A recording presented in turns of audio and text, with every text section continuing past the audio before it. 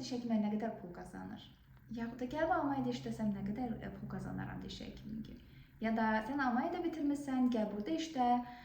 Almaniyada bitirmiş bir həkim kimi çox pul qazanarsan burada kimi ifadələri çox tez eşidər və ona görə də bugünkü mövzum məhz bununla bağlıdır. Növbədə hər kəsə demək istədiyim bir cümlə var. Siz əgər pula görə ölkənizi dəyişirsinizsə, yəni diş həkimi kimi burada gəlmişdim, burada pul qazanım, xüsusilə müəyyən bir təcrübədən sonra məncə pula görə ölkəni dəyişmək çox səhv bir düşüncədir. Çünki pul xoşbəxtlik üçün önəmlidir, amma əsas faktor deyil. Məncə insan ən asan pulu öz ölkəsində qazanır, çünki evin içindədir, öz insanların içərisində ən rahat pulu özü. Yəni insanların demək olar ki, Azərbaycanda xarici yol çox az olduğuna görə insanların hamısı bir xarakterə malikdir. Ona görə də Azərbaycanda işləmək daha rahatdır sizin üçün. Xarici ölkəyə isə köçəndə ən az 3-4 il çətinlik olacaq. Təbii ki, bu çətinliklə mübarizə aparıb uğurlu bir yol keçə bilərsiniz, yaxşı bir pul qazana bilərsiniz. Amma baxmalısınız siz həyatdan nə istəyirsiniz? Rahat həyat, sizə uyğun cəmiyyət, yaxud da ki, çoxlu pul qazanmaq kimi düşünün. Yəni pul bir əsas faktor deyil. Pulu hər kəs öz evinin içində də qazana bilər, öz ölkəsində də qazana bilər.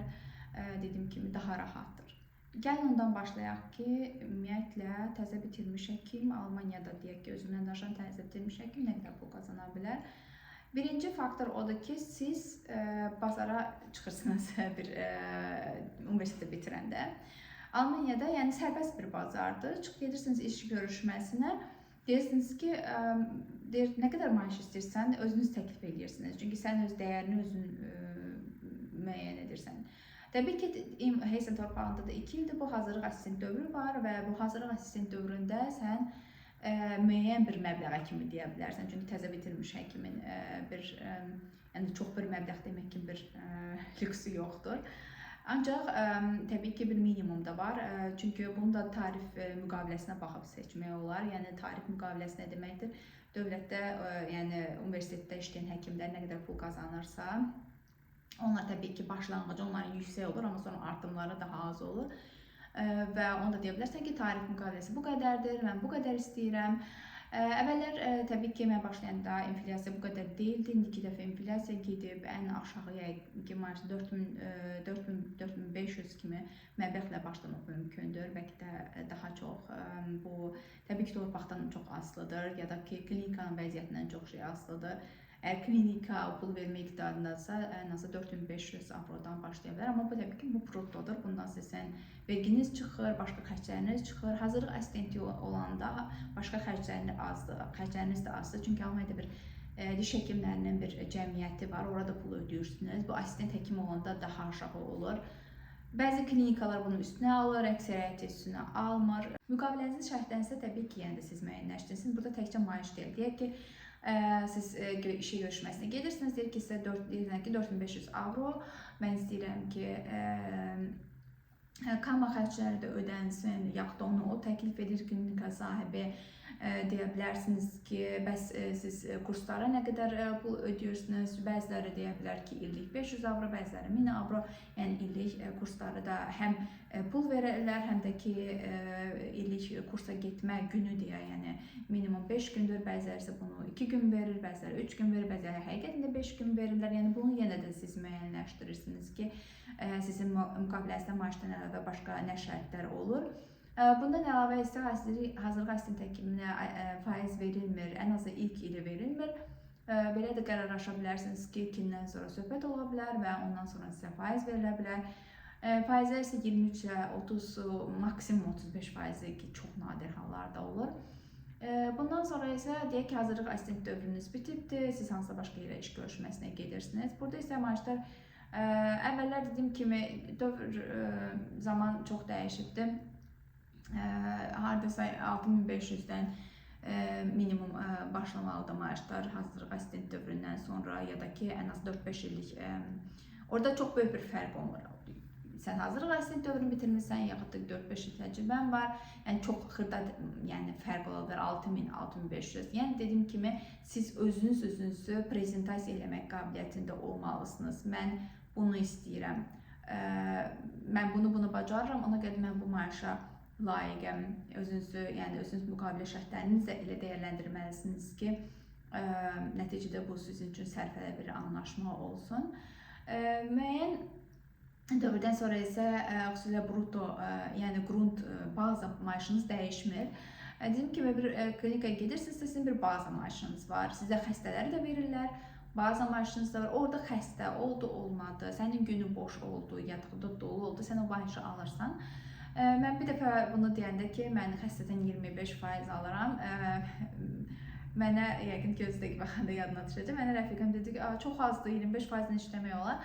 Çünki mən bilirəm ki, Azərbaycanda insanlar otaq götürür, kirayəsini 50-50 ilə işləyirlər. Təbii ki, bu sizə daha çox sərf edir, gəlin oradan götürsək. Amma gəlin başqa bir tərəfdən də baxaq. Xüsusilə də sizin xəstə toplayacağım kimi bir dərdiniz olmur. Xəstəxanaya gedirsiniz, heç bir risk daşımırsınız.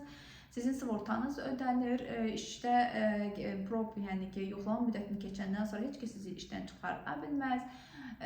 Yəni ki, çox rahatsınız.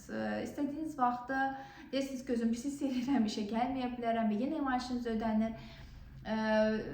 Bu arada tətil şərtlərinə də baxmaq lazımdır. Çünki o da fərqli olur. Yəni başlaya bilər 25-dən 28 yaxud da 30-a qədər maksimumdur.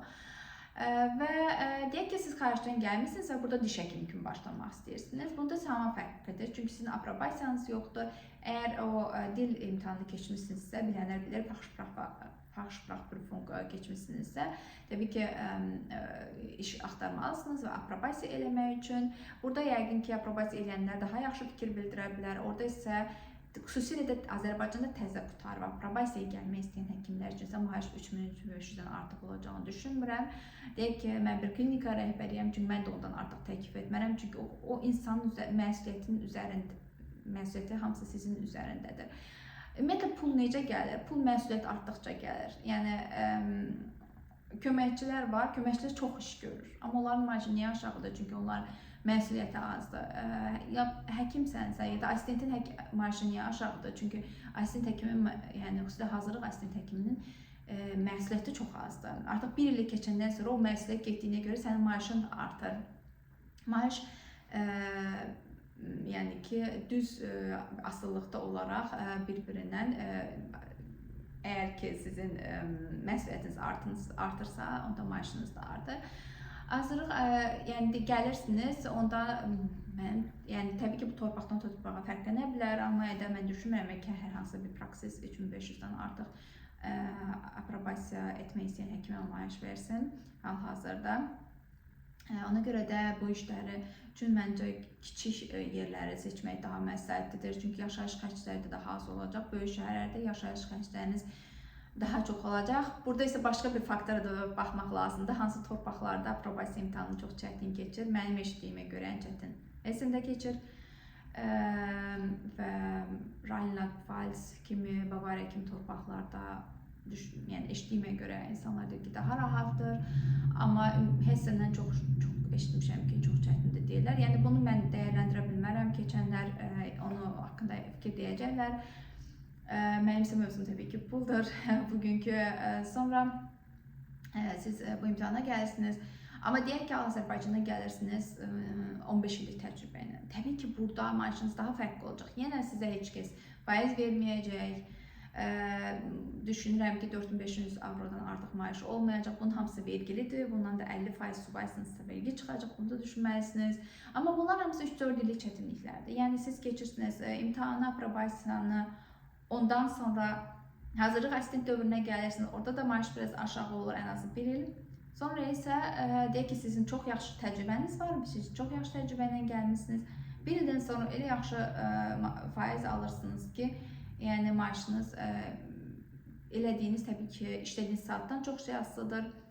Elədiyiniz xəstə sayına, hər xəstədən də əgər müqavilənizi bağlamandan asılıdır. Maksimal deyirəm ki, 28% ortalamadır, yəni 30-35 çox nadir görülən faizlərdir. 28% alırsınızsa, ortalama maaşınızı 5000-6000-ə qaldıra bilirsinizsə və aylıq maaşınız yaxşı olacaq. Bundan sonra isə gələcək mövzu, siz öz praksinizdə nə qədər pul qazana bilərsiniz? Özüm üçün şəxsi olaraq Bir yer açmağın tək səbəbi yenə də pul deyil. Çünki bir yerdə işləyib də yaxşı pul qazana bilərsiniz. Bir yer açmağın ən böyük səbəbi o sənin yerindir, sənin biznesindir. Sən biznesdən maraqlı olmalısan və mən istəyirəm ki, öz qaydalarımla işləyim, öz materiallarımla işləyim və bunun da ən böyük səbəbi öz yerimi açmağın ən böyük səbəbi budur. Təbii ki, bir motivasiyan səndə olmalıdır ki, yəni pul da böyük bir faktordur. Ona görə də aylıq məncə bir yerdə işləyəndən 2 dəfə də artıq maaş almalısınız ki, sizin ora yenə də vaxt investisiya etmək həvəsiniz olsun.